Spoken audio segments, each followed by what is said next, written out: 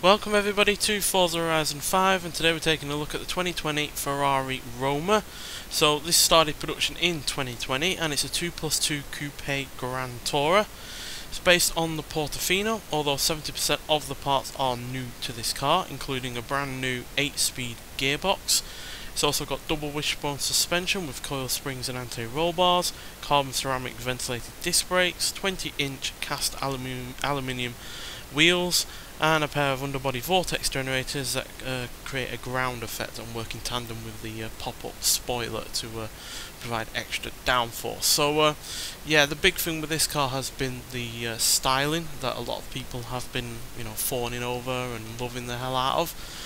I'm personally not quite so enthusiastic. I don't hate it by any means, but I think its minimalist design kind of somewhat takes away some of the Ferrari styling cues that we've become so used to, and it just seems to have lost a little bit of its Ferrari identity. Sure, it's still got the the quad rear headlights and somewhat of a Ferrari front grille, but if it weren't for the badges and those two elements, I'd think it would be like more of an Aston Martin or something like that, because yeah, it's very minimalist design, it's very smooth, it's got really rather smooth lines down the rear end, and yeah, just doesn't quite look like a Ferrari you'd expect. Although, to be honest, maybe it's just what I'm expecting a Ferrari to look like that is ultimately hindering my enjoyment of it, but maybe it'll age better than I'm currently enjoying it. But yeah, it still has some elements going for it. I like how smooth it actually looks, and yeah, it's certainly not a fussy design, which means that there's very little to actually hate about it, but there's also not much in the way to love about it. And yeah, it doesn't get much better in terms of practicality. Now, Grand Tourer should have practicality on it, and a 2+2 should be able to fit 4 people inside of it. Although, to be honest, I'm looking at those rear seats, and even though I can see seat belts, I'm not seeing anyone being able to get in it as a full-grown adult. As you can see, there's very minimal looking legroom in the rear there. I'm seeing the back left seat, and it looks like it's right up against the front left passenger seats, or actually the driver's seat even. So yeah, anyone that's older than 6 years old, I imagine, would struggle to get in there, and certainly doesn't look like it's going to be a comfortable journey in the back of there. So I would say those seats are pretty much useless, and therefore just add extra weight. Front wise, yeah, it looks pretty nice in here. It looks a lot different to other Ferraris that we've seen, although it's still got the kind of racing inspired steering wheel. But the centre console is definitely a lot different to normal with the touchscreen and the like. So yeah, it looks all fairly good in terms of that. Boot space though is also pretty pathetic, and yeah, as you can see, only 10 cubic feet there, although it can increase it to 14 cubic feet if they put the rear seats down. But yeah, not a massive amount of boot space there, and not even the biggest of openings either. So yeah, again, in terms of a Grand Tourer, it's failed on both fronts in terms of extra seats and luggage capacity, but where it hasn't failed is in terms of power and performance, chief among which is the engine, which it shares with the Portofino, although now it's a 611 horsepower, 560 pounds-feet of torque, 3.9 litre twin turbocharged V8. So yeah, the cubic capacity and the amount of cylinders and the amount of turbochargers hasn't changed, and neither has the torque, but it does have 20 extra horsepower over the Portofino, and it doesn't weigh as much either at 3,627 pounds, which is 42 pounds less than the Portofino. So yeah, but that Portofino also is a convertible, and this is not, although you can get a convertible version of this, which yeah, probably would make more sense over this 2+2 variant, because you can use the convertible roof a hell of a lot more than you can use those rear seats. So yeah, I'd say that's probably the version to go for, although that would weigh more than this. So yeah, but nonetheless, let's get out onto the open road and see what this car can do. Right, so as per usual, we're at the drag strip to start with, so let's see how quick this car can go before we hit the speed camera, and then we'll moon it around the track. So yeah, with all of that power and not much in the way of weight compared to other Grand Tourers, this is a pretty sharpish car in a straight line. Which, yeah, is, I guess, no surprise being a Ferrari. So yeah, there's nearly 152 miles an hour, which is pretty good, and you can see the rear spoiler popping up as well to provide not only downforce but also extra braking. Although, to be honest, I think it looks a little bit stupid when it's up like that. It doesn't look like it's providing any downforce at all, although obviously it is, but yeah, it does not give the impression of a car that is providing a lot of downforce with its rear wing.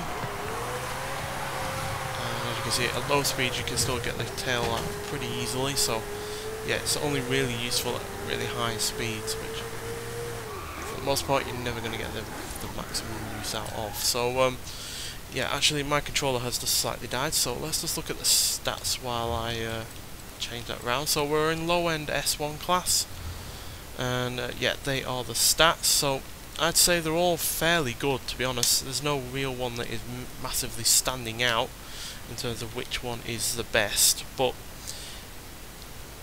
overall it's just a very middle-of-the-road kind of Grand Tourer in terms of its stats. There are Grand Tours out there that do better in some areas and some that are worse. I'd say my ultimate favourite Grand Tourer is the one just to the right of us, and that is the Aston Martin DBS Superleggera, which has a lot more power, a lot more torque, but also a lot more weight. But I think the looks on it are great, and yeah, it handles pretty nicely as well. And as you can see by the stats, same in terms of the braking, but a lot better in terms of handling, and with that extra power it's also better at the top end. But let's see what the Ferrari can do, see if it can compare against the ultimate Grand Tours, which are the likes of Aston Martin, which, like I said, this sort of looks like. Kind of reminds me of the likes of the DB10 or the DB11 in some regards, especially in terms of a side profile. Also getting hints of the Mercedes AMG GT. But yeah, let's see what the car sounds like, and then we'll talk about it some more.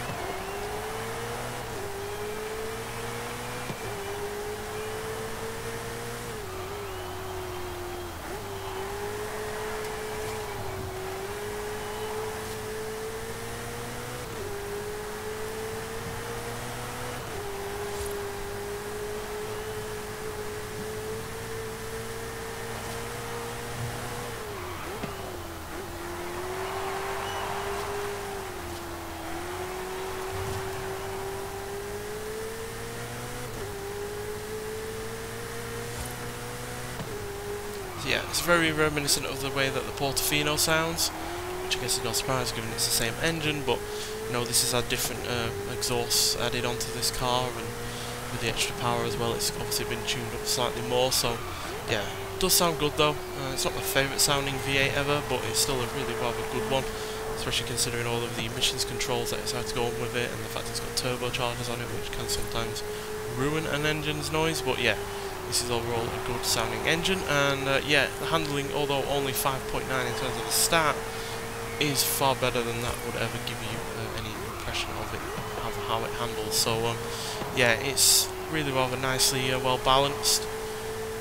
It doesn't always feel like it's going to step out at the rear end. It actually feels like it's very stuck to the floor, which only gets more apparent when you speed up with those vortex generators working in tandem with that rear spoiler. So yeah, it's got plenty of downforce, plenty of grip, and yeah, plenty of acceleration as well. 0 to 60 is dealt with in 3.288 seconds.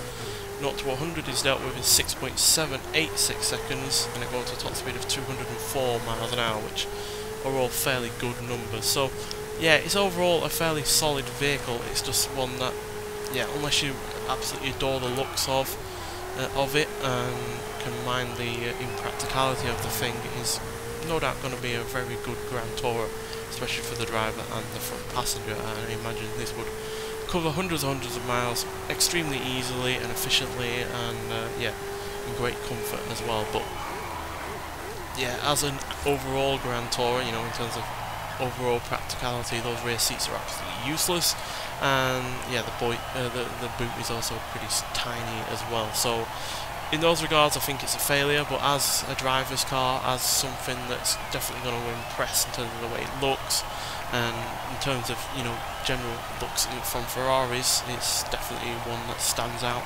amongst their lineup. It's a success in that regard, and yeah, they've definitely succeeded in how it drives.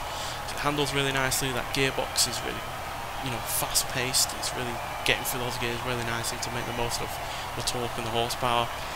and yeah, it's not as heavy as the Portofino either, so yeah, it's a little bit more nimble as well. But yeah, overall I do prefer the Portofino over this, even though this is more powerful and lighter, and yeah, not as quite as, you know, stock in terms of how it looks, but still, it's great to have on the game. And yeah, it's part of the Italian Exotics car pack that the Lamborghini Huracan Tecnica and the Italian design Da Vinci were also a part of. So yeah, get out there and get the car pack if you haven't already. It's well worth it, especially if you're into Italian modern cars. And yeah, thanks for watching, and I'll see you in the next one. Bye.